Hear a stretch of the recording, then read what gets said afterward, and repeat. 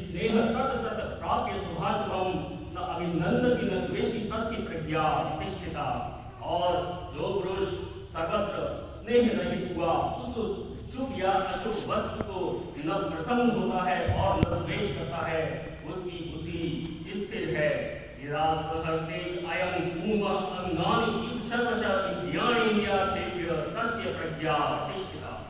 और कछुआ सब ओर से अपने अंगों को जैसे समेट लेता है, वैसे ही वह पुरुष इंद्रियों के विषयों से इंद्रियों को सब प्रकार से हटा देता है, तब उसकी बुद्धि स्थिर है, ऐसा समझना चाहिए।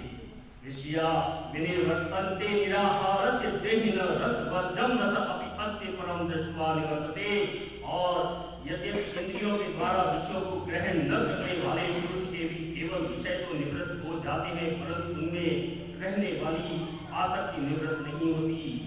इससे प्रज्ञ पुरुष की तो आसक्ति भी परमात्मा का साक्षात्कार करके निवृत्त हो जाती है।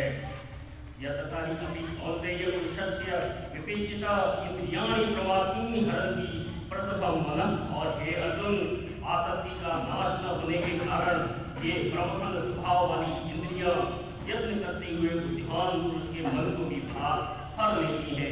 तानि सर्वाणि संयम्य युक्त आसीत मत्परः वशे हि यस् इंद्रियाणि तस्य प्रज्ञा प्रतिष्ठिता। इसलिए साधक को चाहिए वह उन संपूर्ण इंद्रियों को वश में करके समाधि चित्त हुआ मेरे परायण होकर ध्यान में बैठे, क्योंकि जिस पुरुष की इंद्रियां वश में होती हैं उसी की बुद्धि स्थिर हो जाती है।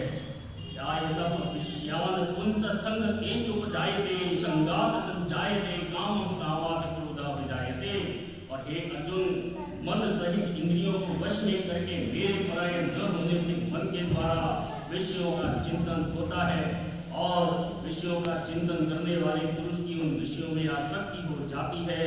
आसक्ति से उन विषयों की कामना उत्पन्न होती है, और कामना में विघ्न पड़ने से क्रोध उत्पन्न होता है। क्रोधात् भवति सम्मोहः, सम्मोहात् स्मृति विभ्रमः, स्मृति भ्रंशात् बुद्धिनाशः, बुद्धिनाशात् प्रणश्यति। और क्रोध से अत्यंत मूढ़ भाव उत्पन्न हो जाता है, मूढ़ भाव से स्मृति में भ्रम हो जाता है, स्मृति में भ्रम हो जाने से बुद्धि अर्थात ज्ञान शक्ति का नाश हो जाता है, बुद्धि का नाश हो जाने से अपनी स्थिति से गिर जाता है। कालवेश वियुक्तैः विषयान् चरन् आत्मवश्यैः आत्मा प्रसादम् अधिगच्छति। परंतु अपने अधीन किए हुए अंतःकरण वाला साधक अपने वश में की हुई राग द्वेष से रहित इंद्रियों द्वारा विषयों में विचरण करता हुआ अंतःकरण की प्रसन्नता को प्राप्त होता है। प्रसादे सर्व दुखानां हानिः उपजायते प्रसन्न चेतसः हि आशु बुद्धि पर्यवतिष्ठते। और अंतःकरण की प्रसन्नता होने पर इसके संपूर्ण दुखों का अभाव हो जाता है, और उस प्रसन्न चित्त वाले कर्मयोगी की बुद्धि शीघ्र ही सब ओर से हटकर परमात्मा में ही भली भांति स्थिर हो जाती है।